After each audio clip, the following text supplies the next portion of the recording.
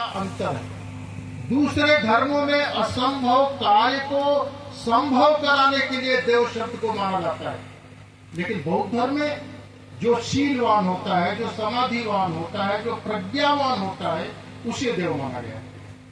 एक देव भगवान बुद्ध के पास आता है और भगवान बुद्ध से एक प्रश्न करता है।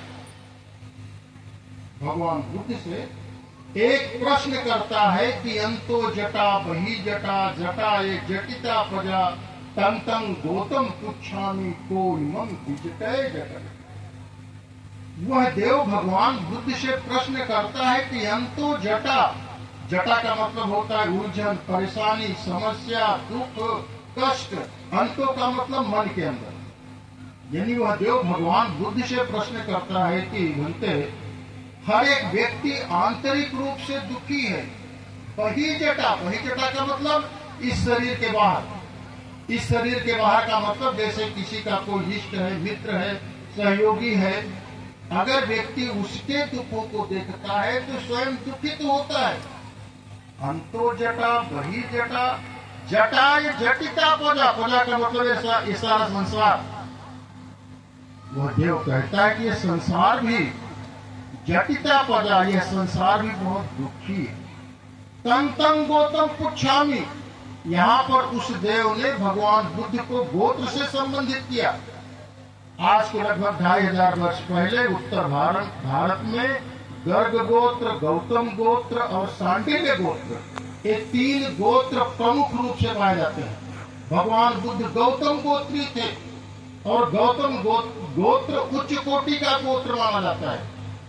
यहाँ पर उस देव ने भगवान बुद्ध को गोत्र से संबंधित किया कि तंग तंग गौतम पुच्छामी को इमं विजटय जटय।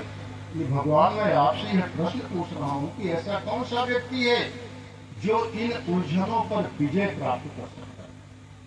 विशुद्धि मग्ग नामक ग्रंथ में, जिसे आचार्य बुद्ध घोष ने श्रीलंका में जाकर के लिखा था, विशुद्धि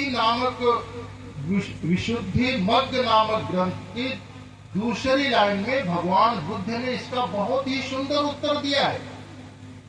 बुद्ध कहते हैं शीले पतिष्ठाय, शीले पतिष्ठाय नरो सपंगो चित्तं पंगेंच भावयं आतापि निपको भिक्षुं सो इमं विजटय जटं। शीले पतिष्ठाय अर्थात जो व्यक्ति अपने जीवन में शील का पालन करता है। शील किसको कहते हैं? शील क्या है? शील का मतलब होता है आचरण या चरित्र। बौद्ध दर्शन ये कहता है कि जिसके अंदर आचरण नहीं है, जिसके अंदर चरित्र नहीं है, वो धर्म का पालन कर ही नहीं सकता। धर्म का पालन करने के लिए आचरण और चरित्र की आवश्यकता होती है।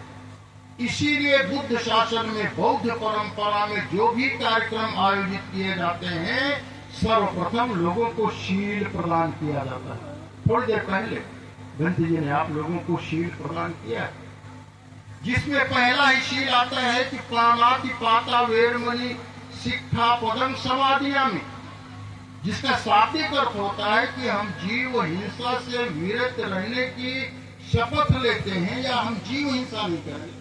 भाई ये जीव हिंसा क्या है? आपने किसी की प्राणवायु को समाप्त कर दिया, यह एक ही प्रकार की हिंसा है, बौद्ध धर्म नहीं मानता। आपने किसी की हत्या कर दिया,